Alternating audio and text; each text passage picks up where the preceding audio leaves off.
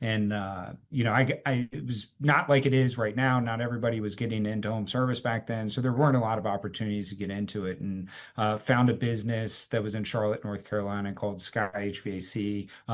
I knew that there was some residential construction aspect to it.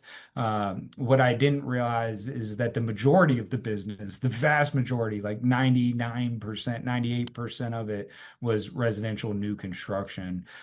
So not that there's anything wrong with new construction. Great businesses, there's tons of them. They do very well. That business did very well, but it just wasn't ultimately matching with the vision that I was trying to achieve. So maybe a little dismissive or ignorant to what I was getting into, but kind of day one, get in there and start snooping around, spending more time with the business, and realize, oh my gosh, this is purely a new construction business, and I have to learn if I want to succeed, if I want to pull through this. I mean, you've got in your name, profit and grit. I have to have grit and determination to be Right. willing to learn an aspect of the business that ultimately isn't where I want to be or what I want to be focused on. Yeah. So that was very humbling for me.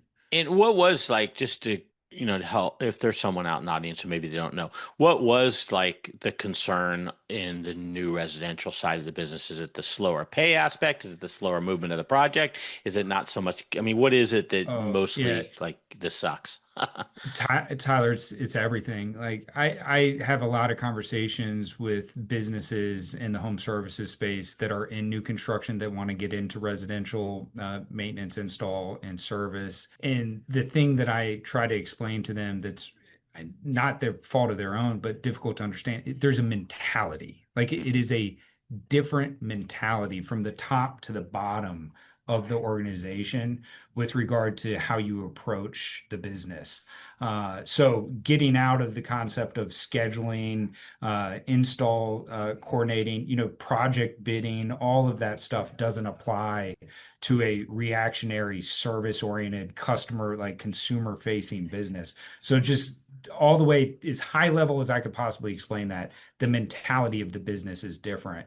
And then the other thing that I try, and I draw this out on whiteboard sometimes for people, but like if you were to imagine what business looks like in terms of waves, right? Residential service businesses are like this, like really Right. small, steady waves that come, and new construction businesses are like this, where the waves are up and down. And then if you throw in, which we decided would be a good idea to do as well, commercial new construction, Oh, the waves are like this, right? And it's like it's one thing to manage one wave set, but when you've got all three wave sets coming at you at the same time, it just causes discord and chaos. So wow. I don't know if that answers your No, question. Yeah, it's it's the way you chaos. it's almost the foundation of your company of how you run it, how you react to things, how you probably have to staff schedule. I mean, I see it. I always chuckle occasionally whenever, most of my clients that are involved in that type business are usually talking to me about how they want to get it, make it less, or they want to get out of it. And every so often I'll get someone that comes to me and they'll go, "Yeah, I just want to dive into commercial. I want to dive into new residential. That's an area of the Yeah. business I can keep people busy and blah blah blah." And I'm like, "Oh, Yeah. this is going to be a tough conversation." Yeah. And it's tough because you get stuck in those. You get stuck where you need this project to keep people busy when it slows down. And then all that does is it costs you opportunity when you could really grow the business, right? So it's detrimental both ways, right? You're going to put yourself in a bad position. So kind of take me back to that day one or day first week. You're sitting there going, I thought I had a mix that was probably 50-50. And probably in your own mind, you were even thinking maybe at some point I'll get that below and it'll be mostly on-demand type business with residential consumer business. It was that like a show-stopping moment? Like, oh my gosh, like what did I buy? And I mean, was there ever a moment there like were you worried like you wanted a do-over in a way?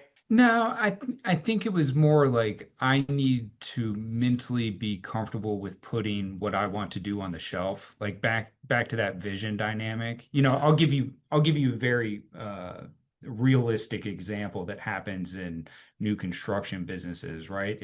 I want to grow a service department, right? So I'm going to start marketing service. We do service on demand. You call us, we'll come out and do a repair. But what happens when you do a lot of new construction over time is you end up having to do a lot of warranty calls or startup calls right? So I market this capacity for new customers to come in, but then I've got builders calling me to start systems up or for warranty calls for things that I installed a year ago, 2 years ago, 3 years ago. And all of a sudden, that capacity that I promised new customers is gone. So it's that conflict of like, I can't, once I learned that, like I was like, okay, we got a tech for Tuesday. We're great. And then all of a sudden the tech schedule is filled up by the new construction team and I have no capacity. It's like I can't keep managing the business as if I have that capacity. What I have to do is get the construction department under control, like manage this, learn this, and then once I have that, create division separation because they just can't coexist together. There's no way to do it. So it was almost like a realization.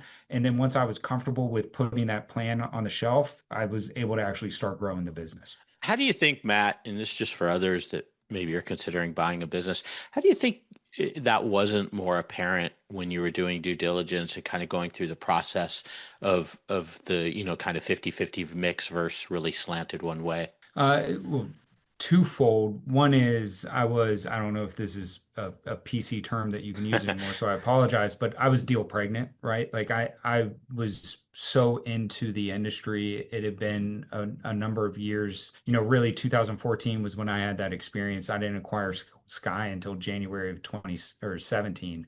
So it was a few years. I was just so excited to get into the industry, and there weren't a lot of opportunities. So I had some blinders on Got it.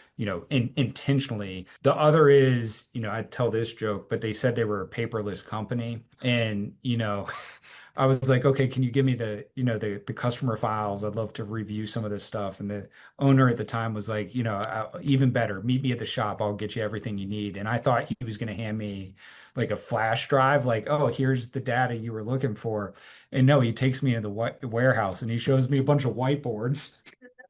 And he's like, here's our customer. And again, that was absolutely a yellow flag, absolutely a Yeah. red flag. But, like I said, deal pregnant. I knew that the data wasn't going to be perfect.